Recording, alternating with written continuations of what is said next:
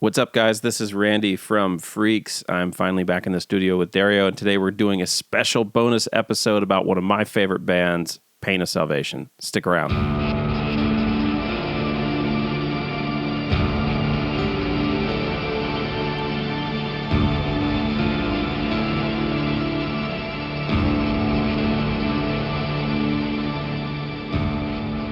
Welcome back to the Progcast. I'm your host Dario, and this is indeed a very special bonus episode, and it's another Discography special. It's been a while since we tackled Evergrey.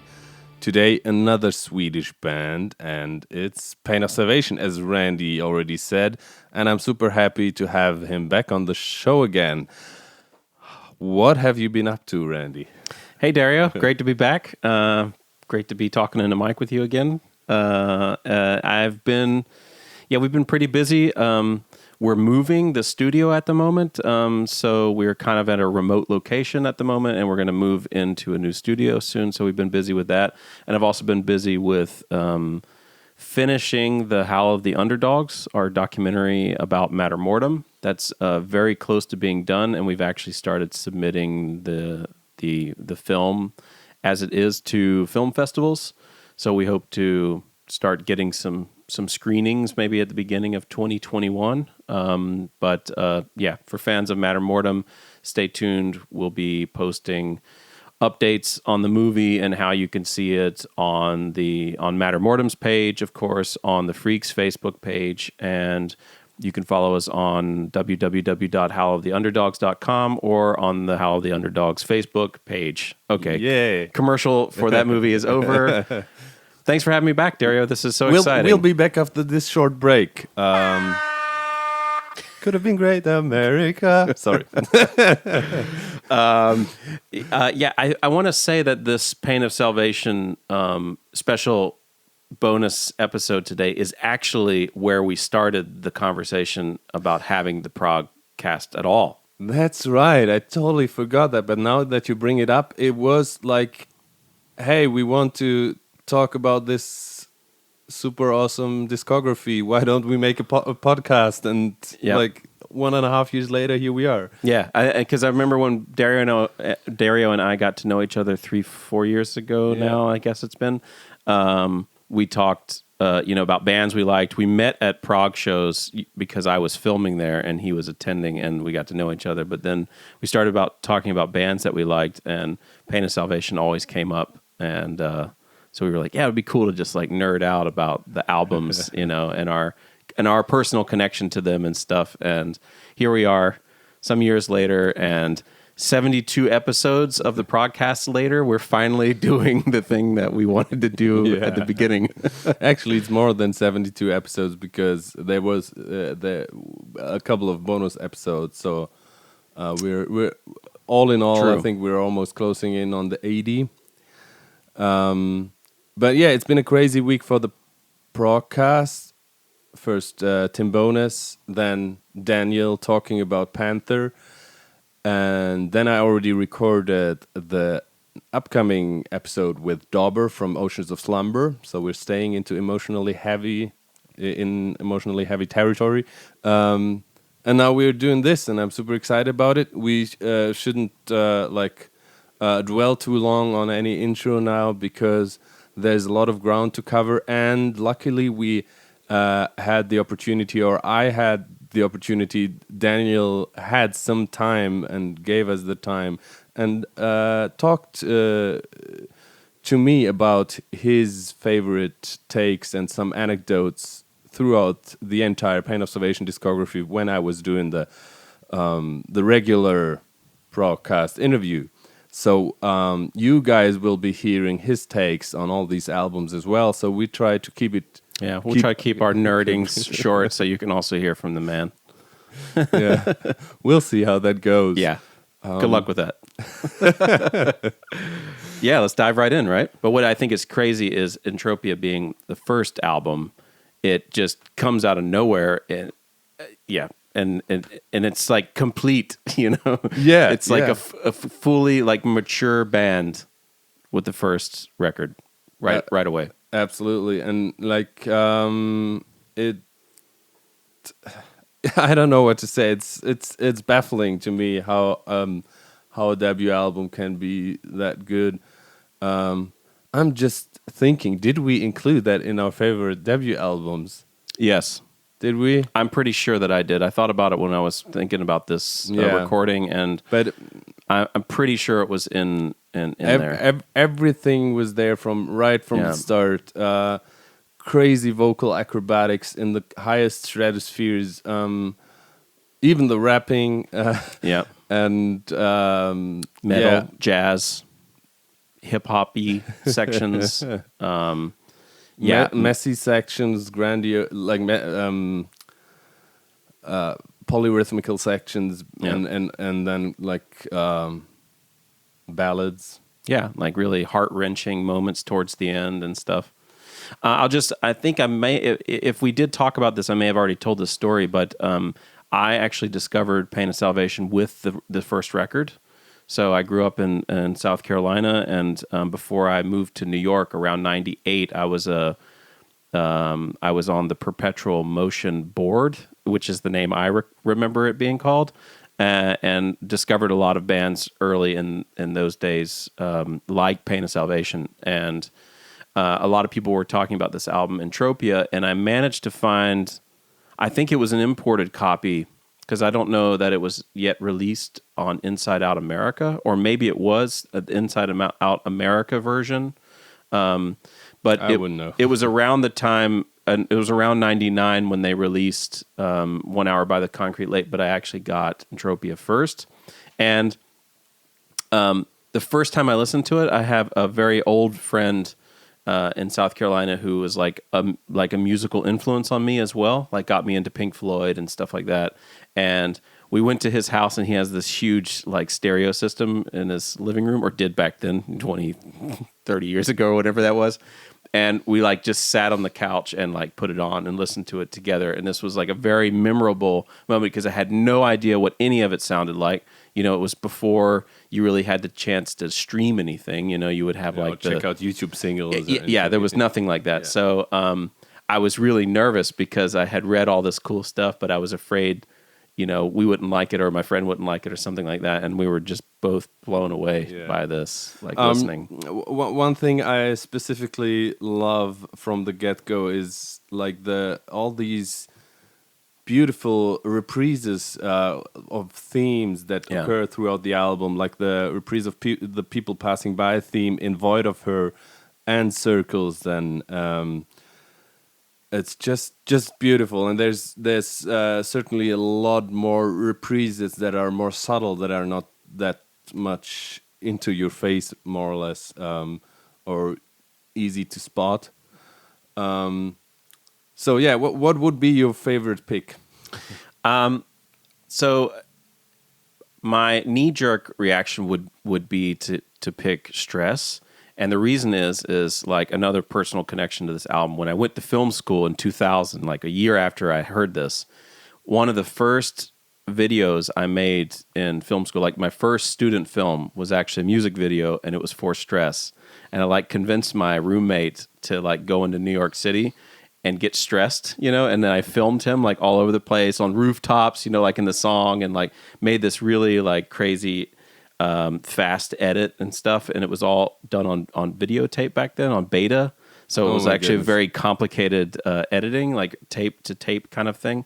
And then I played it for the class, and I think it freaked everybody out by the music, you know, already, you know, and this like weird time signature. And that was like the first thing I ever edited in my life, you know, like it was the first. Exactly.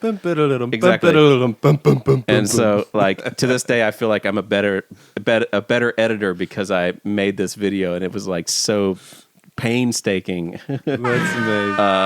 That would have been my choice, but I think that's one that a lot of people pick. So I would actually do Plains of Dawn, because this song is like, I'm going to pick some deep cuts today and in today's episode, because like this song is just so like when you get to that place in the album, it's just like it is the finale. And then the Leaving Entropia is just the epilogue. So it is the big finale.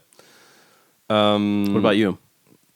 I'm a bit torn between Oblivion Ocean, but I already plugged Oblivion Oceans a couple of episodes back because one day I just woke up, I think the day of recording the podcast, this Progcast episode, and I just had Oblivion Ocean stuck in my mind. Yeah. Which is a super beautiful ballad.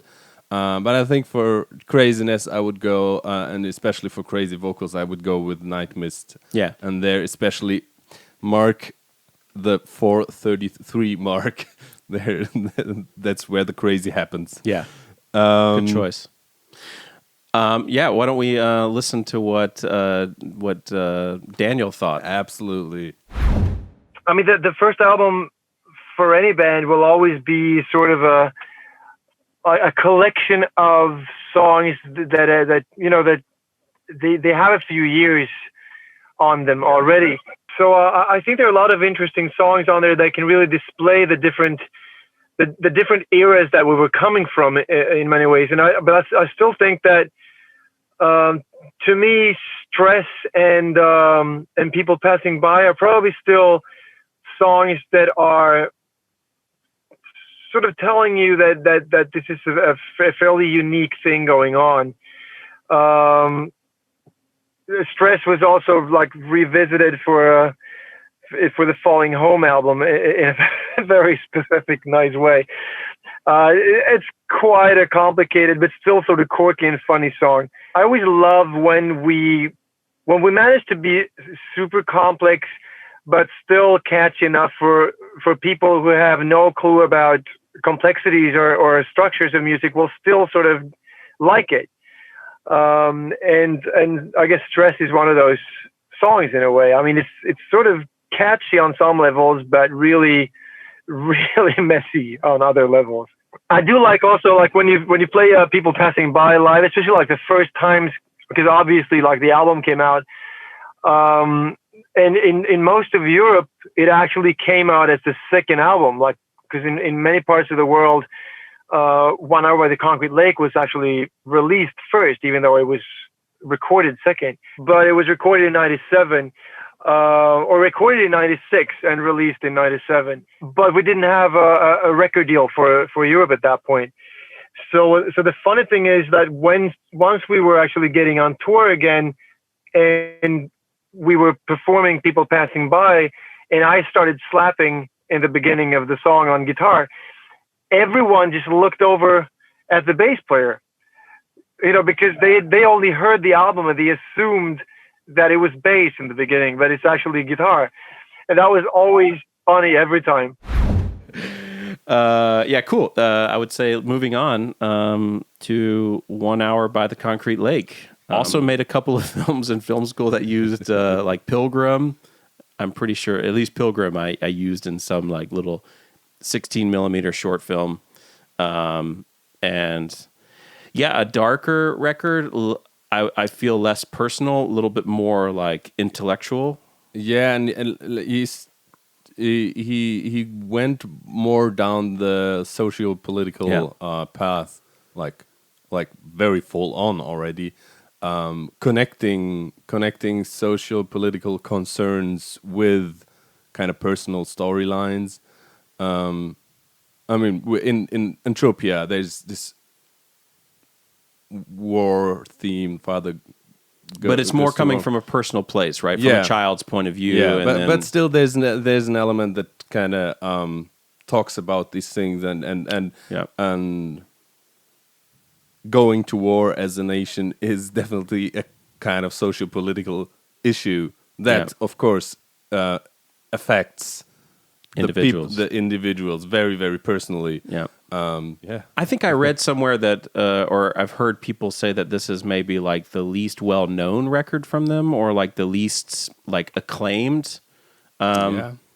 Could be, but I don't actually know why. Because I mean, musically it's amazing, and I mean thematically it's great, and he still manages to take these like big themes and make a very personal story out of it. And it's still relevant. That's the. If anything, it was like a little before its time. This whole like water crisis stuff. That's the most chilling thing about stuff like this. About art like this. Yeah. When you go back to it 20 years later, like remember when we talked about Waraldane and Future Tense? Yeah. It's so chilling to see that these things are still relevant. I mean, Water would also be one of the tracks that are lyrically like so cool, and I found it really cool to find out that Daniel is such a huge Leonard Cohen fan, and it shows sometimes in the way he writes lyrics as poems, and how he plays with the language, plays with words, plays with words actually, and what is for the chosen, what is for the few, but only if we believe it to be true. But we do, and we flush.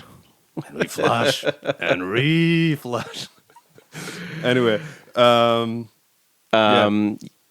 think Daniel has a few short remarks about this, but I think before we go to him, I would say for my pick, I would pick Pilgrim, because I think it's just also like a deep cut and such a beautiful song. Although I really love Inside Out as... I mean, it's the name of the label, but it's also like that outro riff. I mean, and the piano and everything is just like really amazing. Shore Serenity into Inside Out with the galloping blast beats and the like whirring keys on top of it. Yeah. Okay, now that you picked Pilgrim, which for me as a singer and cello player is marvelous, of course. I'm gonna pick not Water, but The Big Machine. Yeah. 3:20 is the time stamp there. What if we lose control? Here's Daniel. I think one of my favorites from that album has always been New Year's Eve. And I think that is maybe the song that is most giving a clue about where we're heading with music. Like, that is the one that is pointing pretty much in the direction of The Perfect Element and Remedy Lane in many ways. Awesome. So moving on to Perfect Element, Part 1. Yeah, maybe also a quick reflection on the lineup changes as we're moving into the classic Pain of Salvation lineup. Daniel Magditch, who was the second guitar player and vocalist for Entropia and 1 Hour by the Concrete Lake, and also co-wrote a couple of songs, I think, with Daniel. Also, the other Daniel, Daniel Magditch, who is playing now with Prehistoric Animals. Yeah, that's a funny small world, huh? Yeah, but enter Johan Hallgren, who was, of course, a big part of the classic Pain of Salvation lineup and is back now. And somehow Perfect Element won, and then moving on to Remedy Lane, it feels like the two classic albums. Absolutely. Legendary Pain of Salvation. I mean, going from 1 Hour by the Concrete Lake to The Perfect Element 1, I mean, Daniel, suggested that you can already hear the direction of the next record, but I feel like the density of The Perfect Element is... It's much denser, I think, than 1 Hour by the Concrete Lake. I feel like 1 Hour works faster, the first time you hear it, you hear the melodies and stuff, and I feel like Perfect Element really requires some time with the album. It's become one of my favorite albums from them, but I wouldn't say it started that way because it took so long. And funny story, I got the album, the day a few days before it came out. Actually, I had a record store in New York that always had the records on the Friday before the Tuesday. It used to be Tuesdays was release day until a few years ago. Yeah. And they always would get them on Friday, and I would go in and buy. So, and my copy of the CD from Inside Out America, I guess it still was, of this album, it only had one track on it. So it was like defective. Like you would put it on and it would say one track and it's 75 minutes long. And so in the first years of listening to this way before streaming and stuff. For you, it was one. It was one song, like Light of Day, Day of Darkness. Yeah. Or I mean, I knew it was a mistake because it was broken down. Gray. Yeah, every song blended together. So I mean, even to this day, it's hard for me to think about those tracks as individual songs because the problem would be that if I would listen to the album like on the way to class, I was still in film school at the time, and I didn't finish the album. Like if I didn't get through the whole album and I would stop the CD player would shut off. And when I turn it back on, of course, I would have to either fast forward. You mean your Discman? My Discman, exactly. My Discman. I would have to fast forward What's the in CD your Discman? to the point where I left off, So like for years and years, that was how I experienced this album as just one block. Maybe that was also why it was harder to get into because I had to commit, If I press the play, then it's like, okay, I need to block my time for the next hour and a few. And I would say, just to quickly say, my favorite, my pick would be King of Loss, which I think is maybe also kind of a deep cut. I don't know that that's this. I mean, certainly Ashes is the one that everybody talks about, and you're going to hear from Daniel in a minute that he has got a funny story about that song. But yes. King of Loss, I think, is amazing. I think Ashes was the one I discovered Pain of Salvation with. Okay. Like a couple of years after I had seen them with Dream Theater on the World Turbulence in 2001, maybe, or two. It was the tour before releasing the 6 Degrees, where they played 6 Degrees already, but the album was not out yet. But for me, as like 14, 15-year-old, only knowing Pink Floyd and Dream Theater, hearing Pain of Salvation before Dream Theater was just too much. It was so overwhelming. Yeah, I was utterly intrigued, but I needed a couple of years to go back to them and fully appreciate them. Because I needed to learn a few things about music first. Yeah. And I think Ashes, as Daniel's going to talk about, is, I mean, for me, as somebody who had already been with them for the first two records, to me, Ashes being so popular at that time was a little surprising to me because I thought it was more like the simpler song. That's why I like King of Loss more, or the opening track, used, which has Daniel more, I think, more audibly rapping than before. I mean, certainly there was hip hop elements in Entropia and stuff, but this one I feel like has the first really audible, like clear, like rap section. With King of Loss, I especially like the crescendos. They use like they build up tension and they don't release it. Yeah, they build up tension again, and then suddenly the release is there. A tiny little Easter egg that I found. Maybe I don't know if anybody else hears this, but there's a little piano melody at the end of In the Flesh before moving into Ashes that reminds me of Space Divest, actually. Whoa. We can listen to it later. Yeah, I'll have to listen. Yeah. And another funny thing is that Idioglossia, the main theme from Idioglossia, ended up at the Ozzy album later that Daniel was supposed to be part of, and also probably wrote this riff, but he didn't end up being part of the record. Funnily enough. Okay.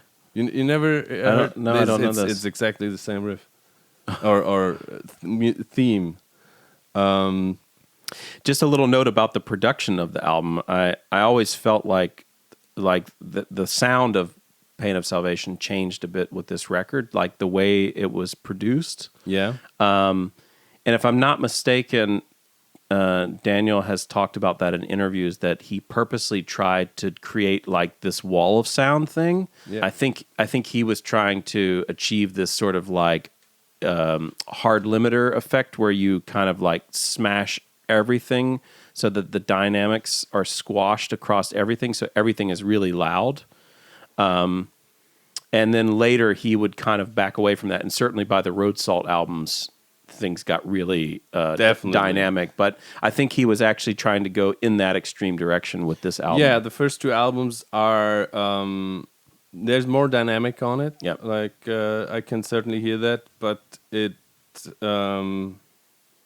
it worked. Yeah. It's I think that's also why it makes it more, in my opinion, more dense as a record, as a piece of music, because you don't really pick out all the little pieces right away, like the bass and the guitars and the drums, you know. And this, it's just like this big wall of sound, and so it really takes a few listens to hear all the nuance and stuff. So when I saw Pain of Salvation again after a couple of years, then on the Road Soul tour, Road Soul 1 tour, and I saw them 3 times on that tour, and they used to end their main set with the Perfect Element, with the title track, and brought out a few more standing toms and ended in that big percussion frenzy. I was going to say, this is my favorite album ending of a Pain of Salvation album. My CD, the one that was one track, it skipped by the end of its life because I had replayed that outro so many times, like listening to the outro only,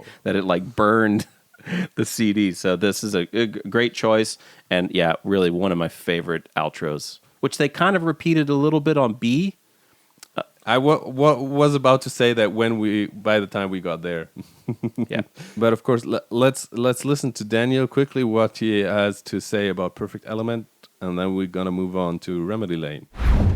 Yeah, Perfect Element was the first album that I was really making pretty much on my own, very much, because I was not. We were going up north, and I was studying for 2 years, so we were not. I was writing a lot of that on my own at home to a much higher extent than previously, and I think one of my favorite songs from that album is always going to be maybe a bit boring to some of the proggier fans, but I would still go to say that Ashes is one of the strongest songs. And the funny thing is, it came out of it was born out of spite, because back then internet was not what it is today. So you would actually have to sit there and wait for your modem, and then you would enter whatever web address that, you know, for where you wanted to go. It was not as easy to just like move around, but so the place to hang when you were into prog music or metal music was the Perpetual Motion Conference, which was a forum, and it was sort of like annoying me that there was a lot of discussions about, you know, simple music with just like, basically what they said was that music with fewer than 4 chords could not be good music. And it's sort of like, it made me so annoyed that I felt that I'm going to write a song, and it's not only going to be 3 chords, like I'm not going to stop there. It's going to be the same 3 chords in the same progression through the entire song without one single exception. And that, you know, and that's what it is. If you listen to Ashes, you will have your intro, you will have your verse, your bridge, and your chorus, and then it goes over again, and you will have some other part there, and then you will have this the ending solo. All of it just the same 3 chords going round and round and round in the exact same progression.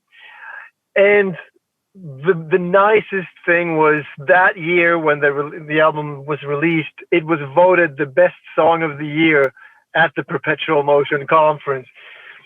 Because I'm just having the feeling that 99% of everyone who listened to it back then did not think for a moment that it only had 3 chords. You know, and I guess that was my point. It's just like, you cannot judge quality by the number of components. It's by the quality of the components. And again, I think one more song that stands out on Perfect Element, you know, especially in retrospective, is Used, for instance. Well, you do have already with exclamation mark on Entropia.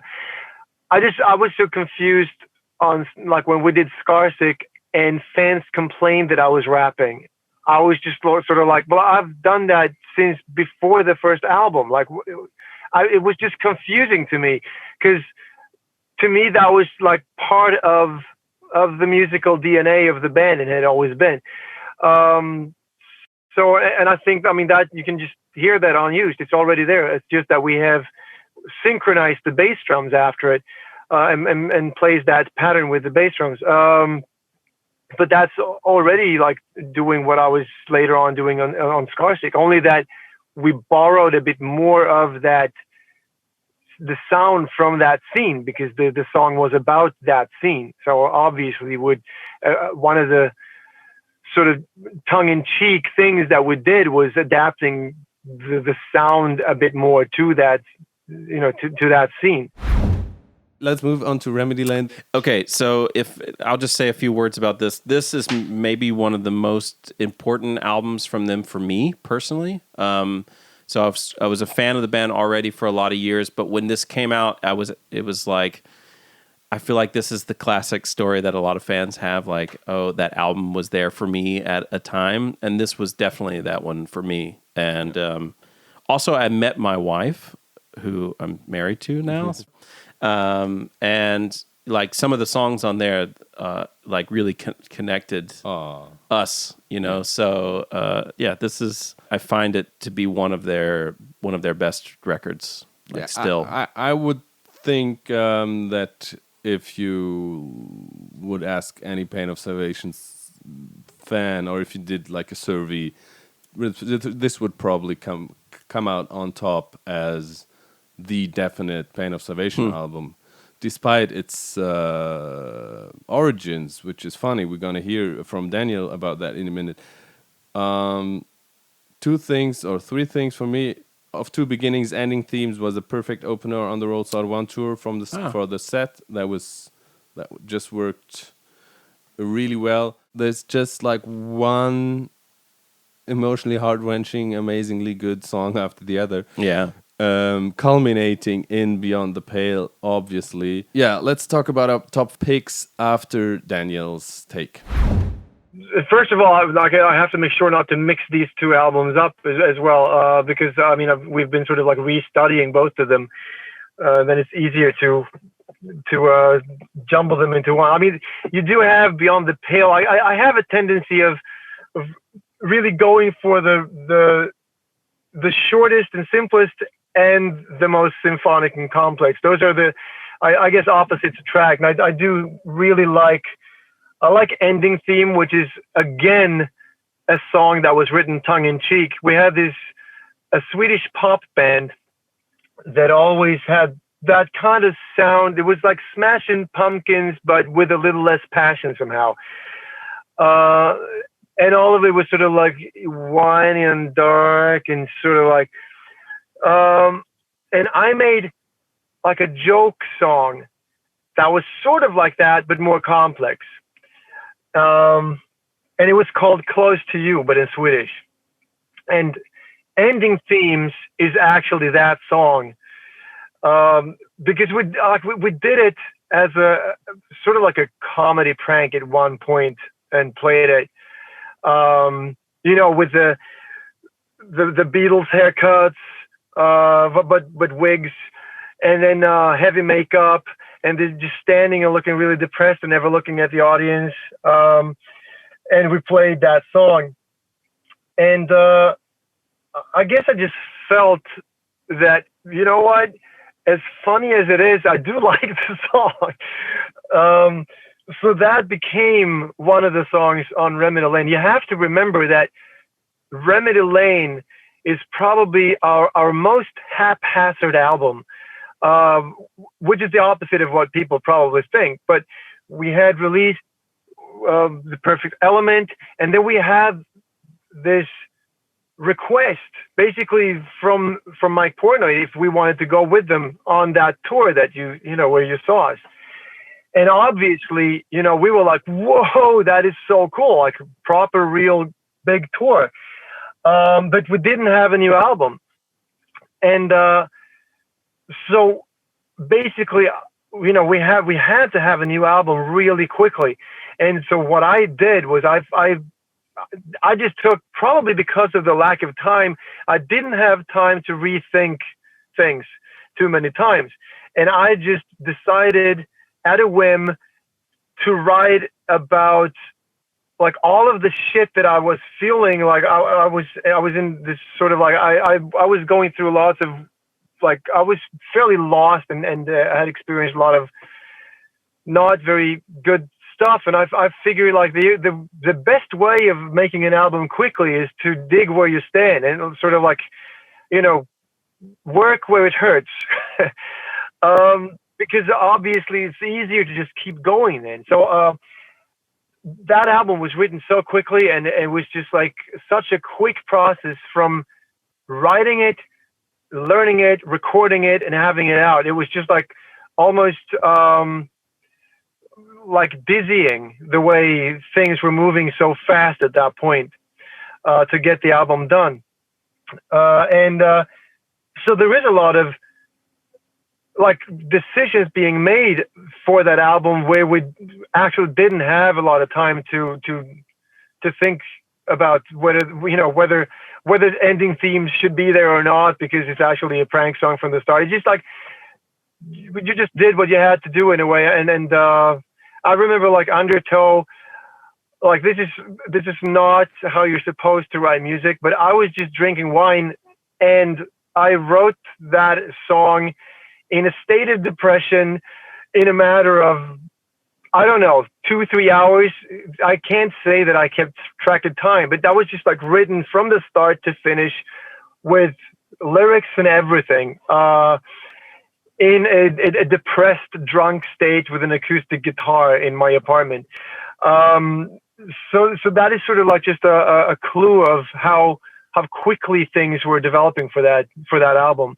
Some of the songs, like Fandango, for instance, was a track that I'd been working with for quite a while, and I was sitting and composing that on computer, which was sort of like so cool. You know, you can sit and actually like program the drums the way I want them, because that's normally I would have to like explain everything to Johan, and he would say that it was impossible, and I would show him it was not impossible. And he would say, well, but you're sick, I can't do it. And then I said, try it. And then he'd try it. And then after a few hours, he went like, okay, it's possible. So that was the normal procedure we had. And all of a sudden I could just sit there and program it and go like, listen to this. And so I mean, it was just in a way the same thing as with a debut album, but in a much shorter time span. You just like, you collect what you have, and you make the jigsaw work, and you basically write about what feels closest to your heart, which is pretty much what I did for Passing Light as well, and with Panther. I think I would, like, if I would pick up the album right now and I would listen to a song, I have a feeling I would probably pick Fandango, because it is one of the most odd tracks, I think. And also I do remember when we were on tour, because we were opening up for Dream Theater, as you said, and they, after a while, you notice that they started listening to our set, like the guys from Dream Theater would like listen to our set. Like Mike did it from the start, but also the other guys would come. And I just remember this one show that we did in a big place, and we did Fandango, and it has this very high note towards the end, and it's not falsetto; it's like a full voice thing.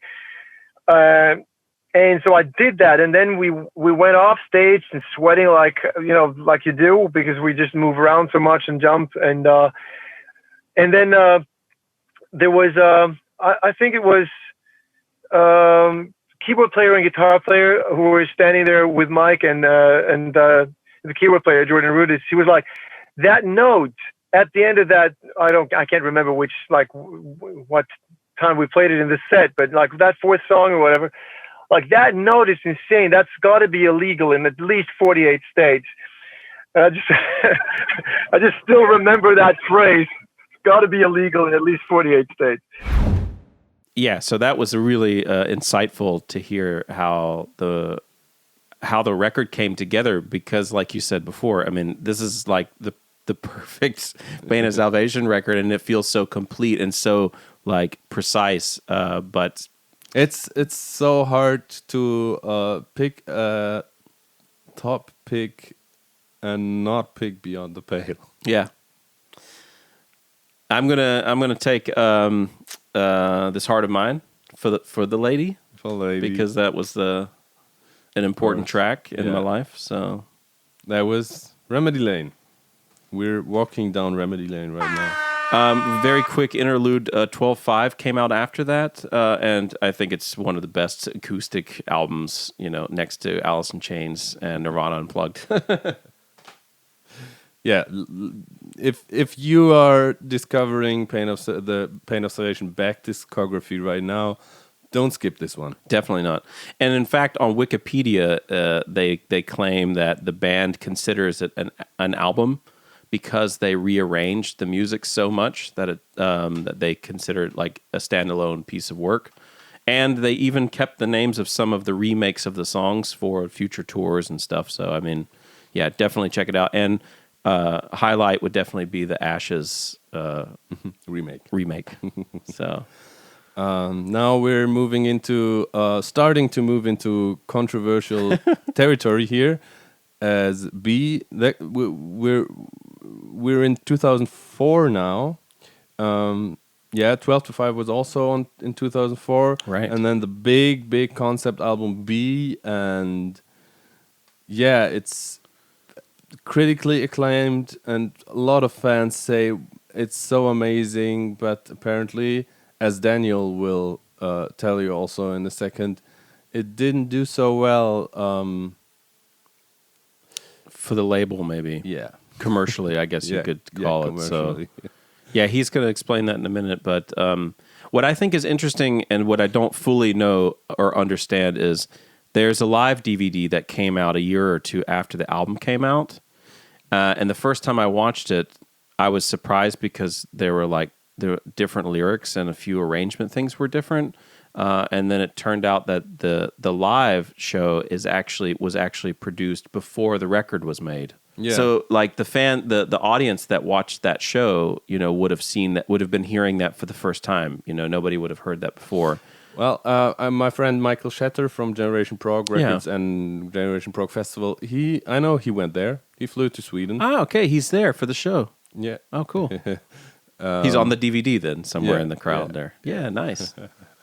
And I probably would have done the same if I had known Pain of Salvation. Or if that would have happened a couple of years later when I was out of school and actually in a place to do these kind of crazy travels by myself and afford it and all that stuff. Going back to being as a album, I like it. It stands a bit out as it's quite folky in some parts and quite like chamber chamber string arrangements and with woodwinds and all that stuff. Yeah, and but it's great, and it also has like it in the middle. There's this diffidentia breaching the core, which picks up the rap. Yeah, and also making the groove that goes with it more hip hop like than before. Yeah, already. But the rest is quite folksy and not so heavy. And there's even the musical moment on Mr. Money.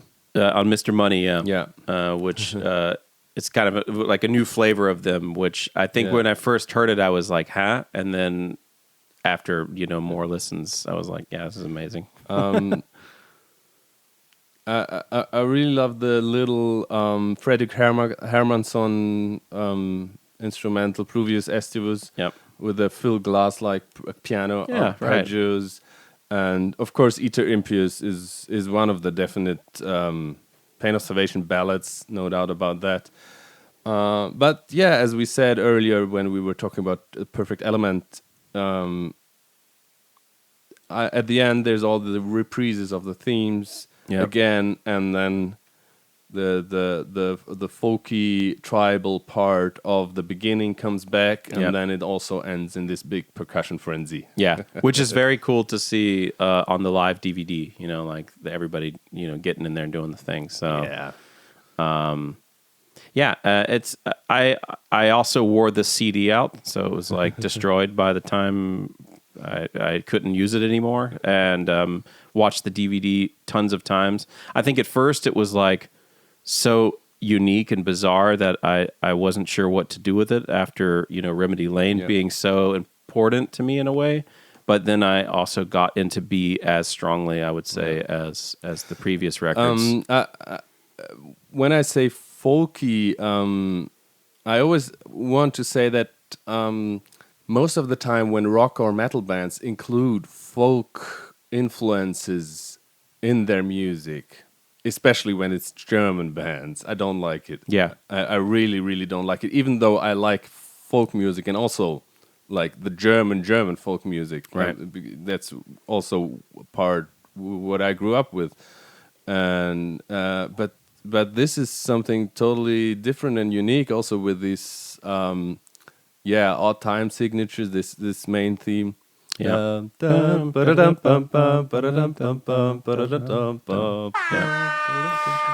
I actually, you know, working with and making the movie with Matter Mortem and talking to Agneta, the singer, about folk music, Scandinavian folk music that influences their type of metal. Like they also are a band that does have elements in their music that comes from, you know, Scandinavian folk, but you would never hear it and think like they're a folk metal band, you know, in that style because, a lot of people just put folk instruments and then like heavy guitars and big drums. Yeah. Whereas I also feel like with Pain of Salvation, having made this movie with Matter Mortem, it made me actually, when I was going through their catalog again this time, I wondered where, like, how much of this sort of Scandinavian folk music is coming through in their music. Because certainly, like with Remedy Lane, with Chainsling, just wanted to say that as well.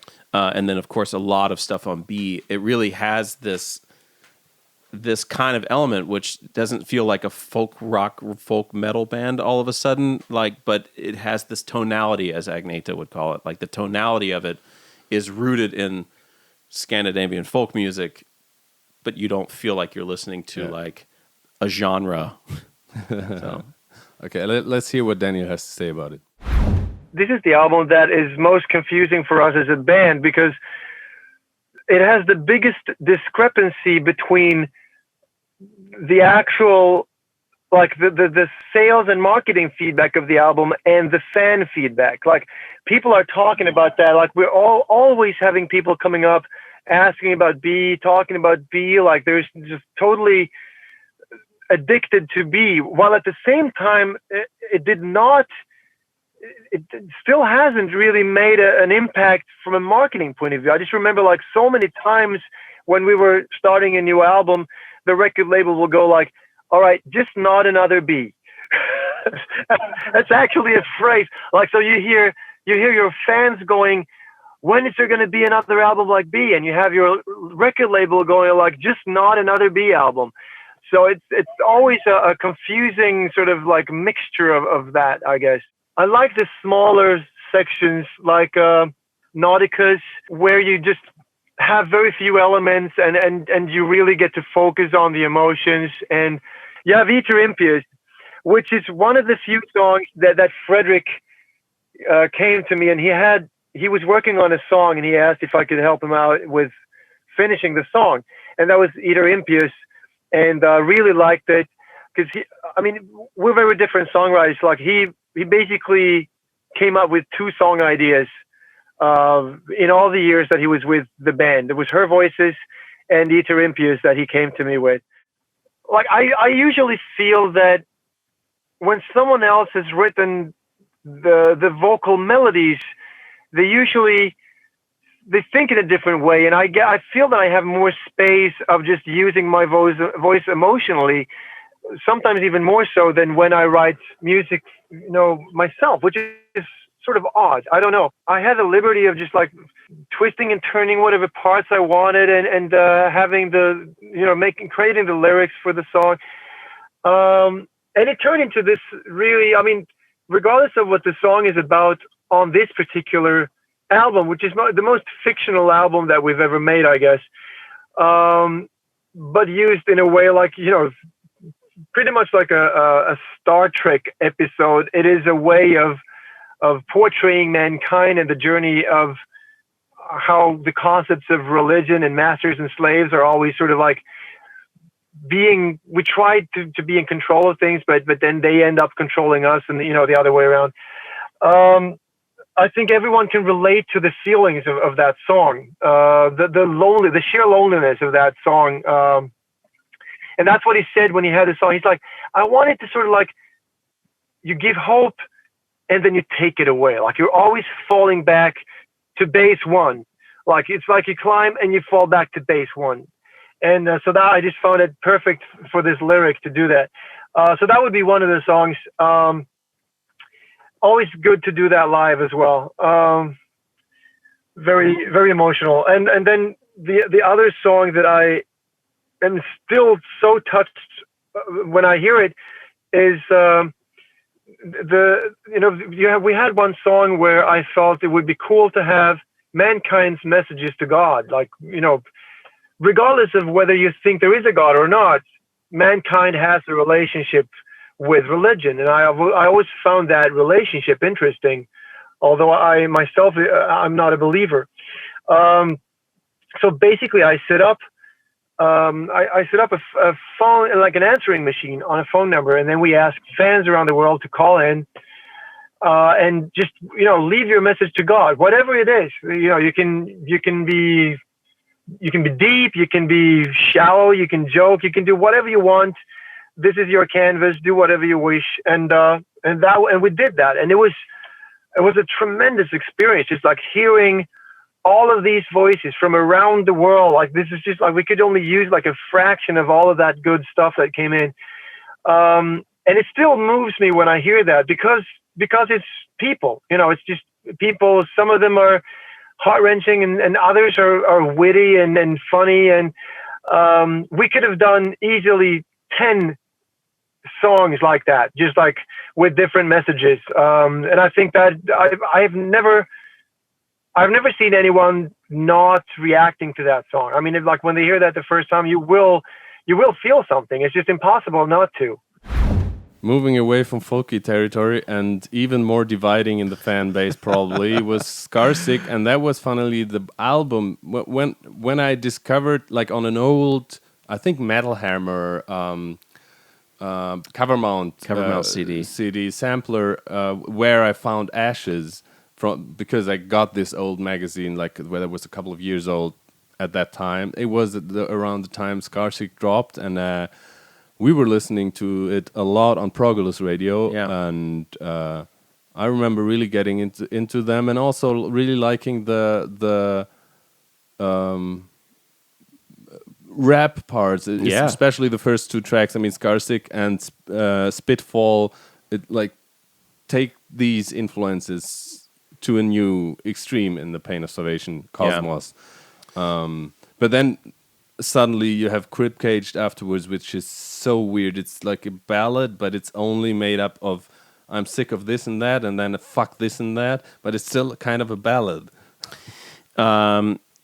Yeah, but I mean, I think that's like, I think that's one of the strengths of Pain of Salvation is that they often have like this sort of aggressive, abrasive stuff, but they always interject, and it's a lot on this album, this sort of tenderness and this I'm criticizing you, but I really love you, and I want you to be okay. Yeah. Like you have that feeling. Definitely on this song, on the song America, on Disco Queen.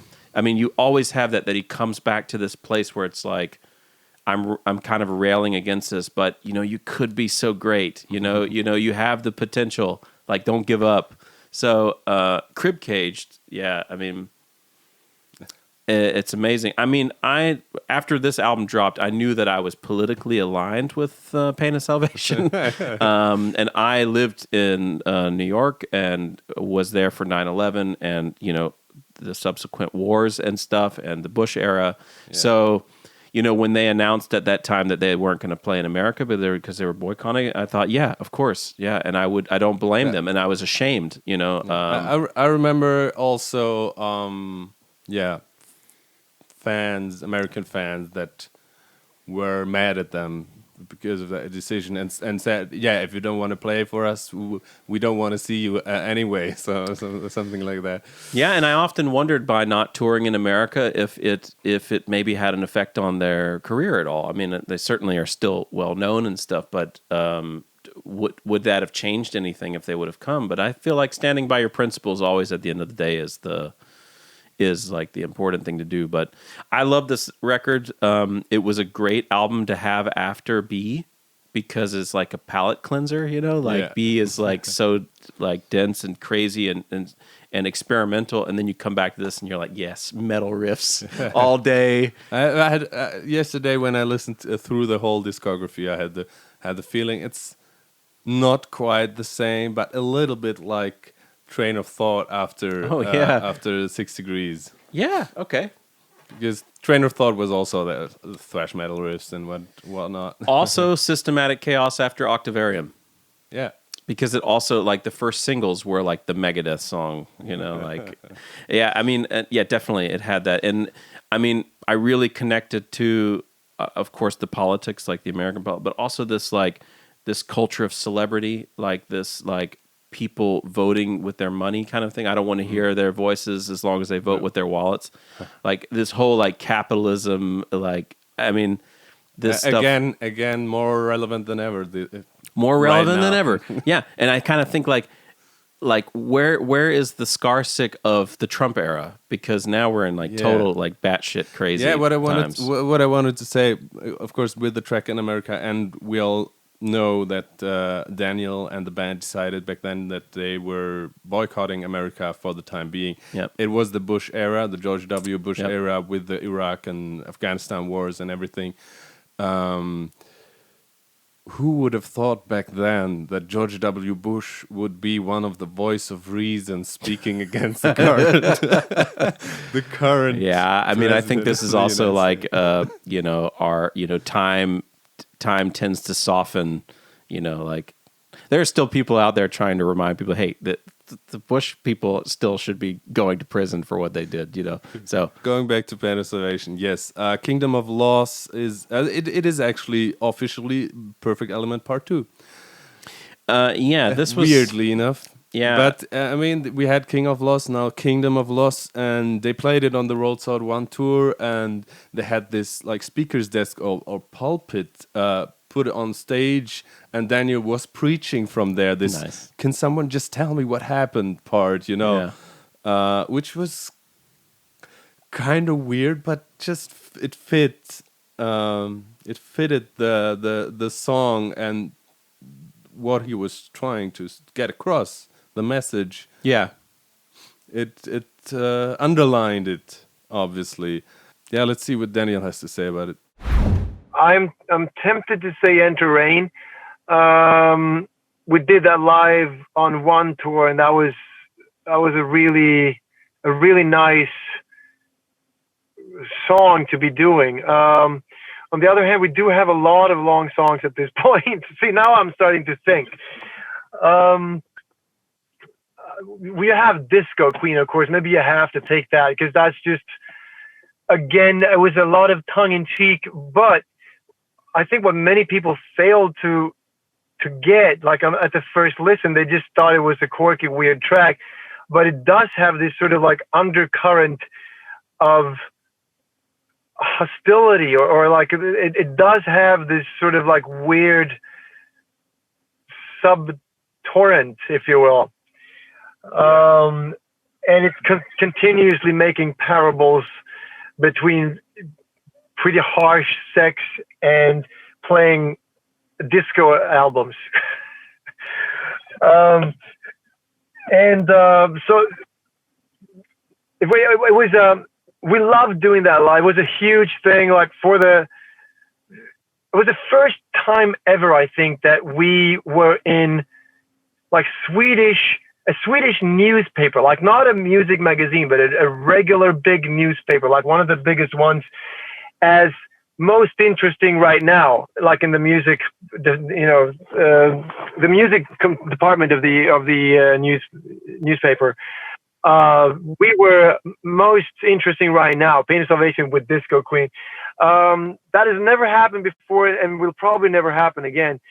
And it divided the fan base a lot. And the thing is, a lot of the times when something divides the fan base, more often than not, it is just that they need a little bit more time, and they will hopefully come around. But I do know that when Ragnar was in the band, he refused to play Disco Queen live. So we had a lot of people asking us for Disco Queen, and we just couldn't play it. So that was a little nice thing when Johan came back. Like the first thing we did was play Disco Queen live, and you always get a lot of response from the audience when you play Disco Queen, and also material from Road Salt. That I think, like when you're in a live situation, there's less difference between the albums than on album. Like you will see the parables between the songs much more clearly when you're doing it in a live situation. I think Disco Queen is amazing. I think it's like a work of art. It was also like took me aback the first time I heard it with this sort of like disco beats. But again, it was also a little ahead of its time because now everybody does that. Like everybody has songs that have this sort of like disco bass sound, I also feel like that was a little ahead of its time. Yeah, now it's more either the retro 80s retro influences or dubstep. Yeah, these kind of things, and like Haken does both sometimes. Yeah, right, exactly right. And certainly, the music that's inspired from like 80s synth wave and pop and stuff like that is way more mainstream. And maybe this song wasn't just like tacking on those things to like be cool, but actually to kind of make a point. And as we said before, this is one of those songs that feels like it's a criticism, but then it has these sections that are like very emotional too. I always found it really cool or fitting, that there's now a song called Disco Queen out of the country that brought us Dancing Queen. Yeah, right. I would pick Crib Cage as my track because I love that song. Yeah, I will go with Idiocracy here actually. Okay, nice. We have another lineup change here actually. Right, and then an impending album that kind of reflected that, right? The second death of Pain of Salvation. Yeah, it was actually I think Chris Gildenlöw, brother of Daniel, wasn't on Scarsick yet. And Daniel played the bass. Daniel Gildenlöw played the bass parts, yes. Which were like actually. I didn't think of this as we talked about it, but I liked that. I mean, I like Christopher Gildenlöw as a bass player, but I liked the bass playing on Scarsick a lot because it's very like attacky, like a pick attack, like it's very like heavy and abrasive, and not so fretlessy sounding. Yeah, it's a different style. It's a different style, and I liked that. But then also Johan Langell left, and enter Leo Margarit. Right. And a couple of bass players changed around during the Road Salt time. Per Schilander was in, and Simon Anderson from Darkwater and Audio Plastic. Right. And I think he's playing on the live CD disc from that era, the second death of Pain of Salvation. Yeah, and then later with the Road Salt era, we had Per Schilander live at least. Mm-hmm. Before Road Salt, there was the really cool EP with Linoleum. Linoleum ended up on Road Salt 1. Mortar Grind ended up on Road Salt 2. Right. But actually, it is the other tracks on that EP that I really love. That's If You Wait, Gone, and Yellow Raven. I actually never had the Linoleum EP, so I don't think I've ever heard any of these songs. I will show them later to you because they're amazing. And Yellow Raven is, of course, a cover version from a German band. Which German band? Scorpions. Ah, okay. Yeah. It's super emotional stuff on Rolled Salt 1 and 2. I think we can talk about them together because this was like an era, and I think it's... I always thought it was maybe the most controversial era of the band, like going into these, because it really went from, they really went into another direction.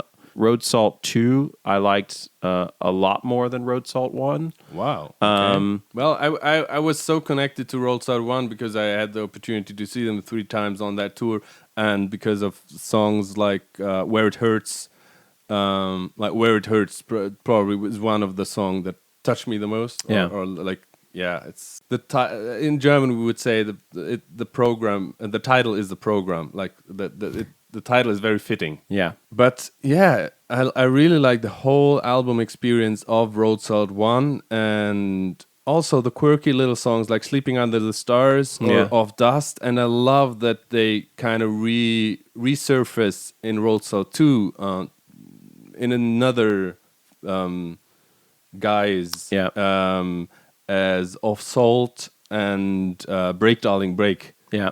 Which is so cool. Yeah, but they have a slightly different feel, I think. Especially Road Salt 2, I discovered I first had only on vinyl, so I listened to it a lot on vinyl. So that's definitely a vinyl record for me, totally. and also the sound fits perfectly.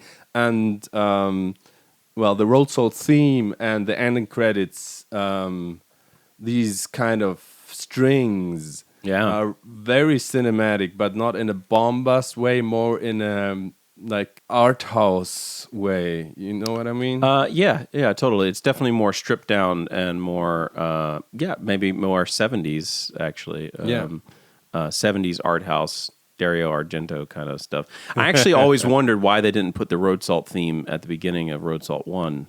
And in credits, I mean, where it is. The intro to What She Means to Me, a cappella like that, is also pretty cool. Yeah, and I mean, standout songs for me definitely are like 1979, To the Shoreline. The song Road Salt is one of my favorite from the 2 records, and I think that's actually recorded live at the Swedish Song Contest, the like precursor to the. Not precursor, but like the national round that would then go to Eurovision.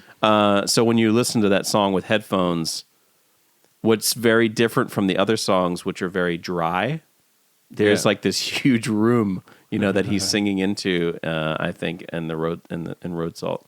I find it so funny that if you look at the video from Road Salt, that you had the whole band on the stage, like. Johan Hallgren was with his, 7-string guitar. Yeah, but they never play. Bare-chested as always, just kneeling on the stage, and I thought this was like, it was cool. I mean, Johan is a cool guy.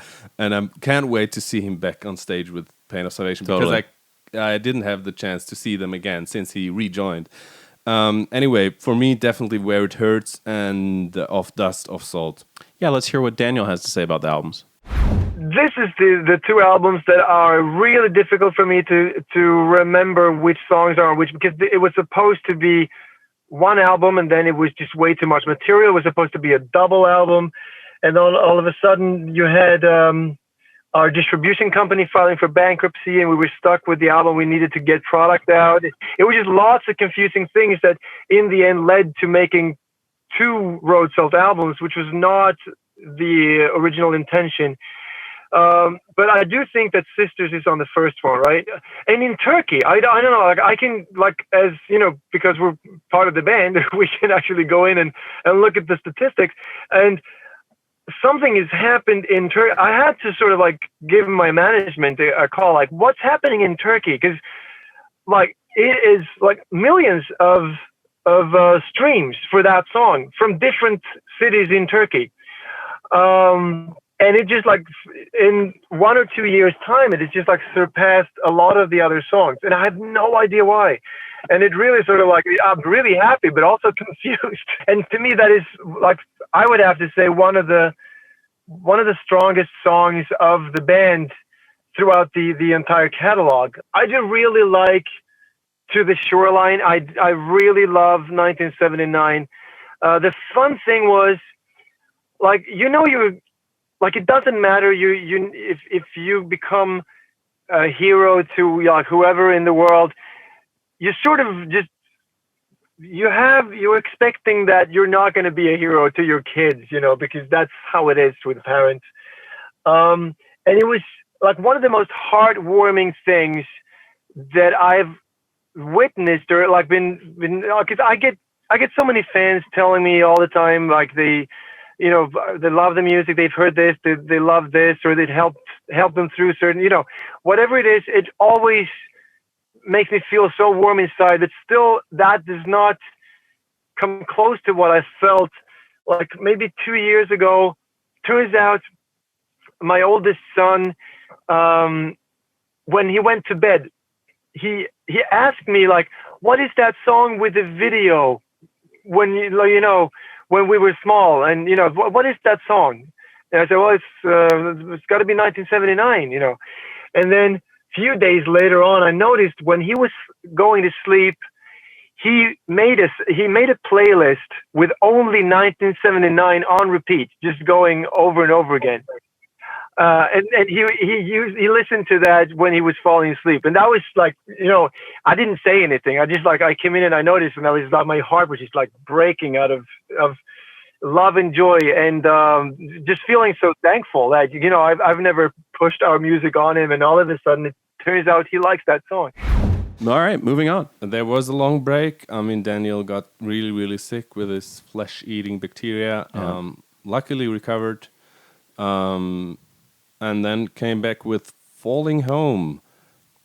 And exit Fredrik Hermansson on keys and enter D2, Daniel Carlson, first on bass, and then moving up to the keyboards, up or over. That's a lateral move. Come on. Sorry. You don't move up from the bass, homie. And Ragnar. Yeah. Yeah, and I would say Falling Home reminded me a little bit of 12 to 5 because they kind of like did some acoustic like reworks of their stuff, and then some covers. Like Stress was really cool as a stripped down version, and it made a lot of sense. Actually, my favorite track on Falling Home is Perfect Day. Yeah, I mean, it's so beautiful. Yeah, I think you're right. I would have to agree with you. If that's not our song, but I wouldn't mind having Holy Diver in there. It has to be said, I did not do that. I mean, that's a song that all of us loved and still love. I mean, that album is one of the strongest metal albums that really has survived. A lot of the songs that I listened to back then, I can't listen to today. But the Holy Diver album still sounds good. It still has such a nice sound, such good drumming, such good vocals. And so this was definitely a tribute from our point of view. Like, we were just taking it into, it's like a mixture tribute of Dio and Bennett, because I think like Tony Bennett is one of the like, as a singer, he had the most amazing timing. Like, there are few singers that I can listen to and go like, wow, that's such a nice timing. Like, he's rhythmically so on spot when it comes to vocals. Like, or rather, he's never on spot. He's just off spot in the exact right way. So it was in a way a tribute to two really major vocalists, I guess, and just also making it a little bit of a tribute to our past, because that's what we usually did all the way dating back from the first album, or even before that. When we were in the rehearsal, we could be in the rehearsing room for hours and hours and hours, and you burn yourself out and you become sort of like totally just like dizzy in your head from all the music.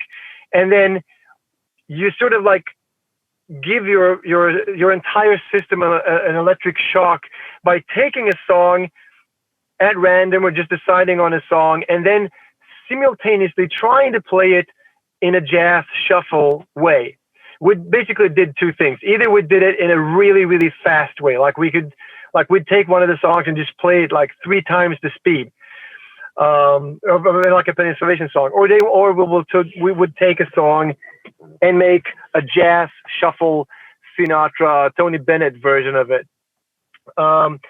And so that was like a combination of 3 tributes in a way, like having the Dio tribute, the Tony Bennett tribute, and also a tribute to what we usually did in the rehearsing room when we felt bored and needed some challenge. Yeah, in the passing light of day. For many fans, a return to form of sorts. Yep. I think it sonically sounds a little bit like a mix between the Road Salt albums and Scarsick. So, like, my first thought when I first heard on a Tuesday the opening track, I thought like, okay, it's like we're going back to like Scarsick, like heaviness. For me, this album is a bit like the movie The Deer Hunter, which I don't know if you've ever seen it. That's a Michael Cimino film I've seen it about Vietnam and POVs, and it's a very, very difficult film to watch. It's a film that I really love, but I can only watch it every couple of years because it takes a lot to view it. And this album is kind of that same way. And maybe it's because we know so much about what Daniel went through because of Facebook and social media, whereas some of the earlier albums that were very personal, we wouldn't have known as much about his personal life in a way. But he was very transparent, I think, during the time when he was ill. And, a lot of people were trying to support him from afar, the fan base and stuff like that. So supporting messages. Funnily enough, I just remember he did like this kind of a diary on Facebook where his guitar was like in his place. He made pictures of his guitar in the hospital shower or in the hospital bed and stuff. Yeah, so it was like you kind of. I mean, I remember that time, because I remember following like what's going on with him, and it was so dire, and scary, and he was very positive through the whole thing, which I just thought, how do you manage that, And so when the album came out, it was like all those things that he went through are in there. So for me, it's so much like it's so raw, that it's hard to listen to, and here we'll use the word brave. The brave place that he goes with the music. So I think it's not an easy record. No, not at all. I saw them on that tour finally again, and I mean ending the regular set with the title track is pretty heavy, emotional. Yeah. I think I saw a clip of that from like Hellfest. Okay. Which is just hilarious, because you think like Hellfest, the metal festival, and then that's the song, and it's like it takes 8 minutes to lift off to get some heavy I mean, the whole guitars thing's like 14 minutes or something, and like the audience is fairly respectful, if I recall, like to that, and not like screaming, like booing, or whatever. But if I had to pick a track for the record, it would be one of the ones that I find like the hardest to listen to. If This Is the End, because I feel like there's so much pain in that one section. Yeah, he also picked that because he said. I mean, we're gonna hear him in a second, but let's hear what he says. Let's listen to Daniel. I would have to go for the title track, In the Passing Light of Day. That's so new still. I still have a lot of favorites on it. Maybe I'd go with If This Is the End. That is sort of like a sister song in many ways to Passing Light of Day, because I do like that vibe that I managed to tap into. So he picked this as well. I think for me it would be Silent Gold. It's funny because that has the Road Salt feeling that I was talking about. Silent Gold has that same kind of maybe like it's the Leonard Cohen thing, right? It has that kind of feeling. I also like, I mean, on a Tuesday to start a record with an 11-minute song, like pretty ballsy, you know. And Reasons is cool as like a really heavy, but also kind of humorous track with the vocal harmonies. But we were talking about Pain of Salvation here, and we're at the end of this long episode, long discography talk. Kudos to you if you made it all the way through. You're a true Pain of Salvation fan if you made it all the way through. Yes. Congrats to you. I mean, I think we've covered it all. I think everybody wants to go back to their normal daily lives. This has been fun. I'm glad we got to finally get together to do this long-awaited discography, and it feels very fitting to do it when the new album has dropped. Years in the making. Years in the making. As was the discography. Thank you, Randy, for coming over. Super happy to finally got this tackled. Thank you guys for listening. As always, take care of yourselves, take care of your loved ones, and listen to Pain of Salvation.